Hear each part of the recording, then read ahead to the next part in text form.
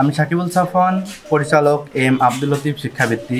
আপনারা জানেন যে ইসাব বিগত কয়েক বছর যাবৎ শিক্ষা নিয়ে কাজ করে আসছে। তারই ধারাবাহিকতায় এম আব্দুল লতিফের স্মৃতি স্মরণে এম আব্দুল লতিফ স্মৃতি সংসদের সহযোগিতায় এম আব্দুল লতিফ শিক্ষাবৃত্তি আয়োজন করছে ইসাব। গতবারও আমাদের এই আয়োজনটা করা হয়েছিল সুষ্ঠুভাবে। তো এবারও আমাদের শৈলকুপার 3 নম্বর দিগনগর ইউনিয়নের 13টা স্কুল অংশগ্রহণ করেছে।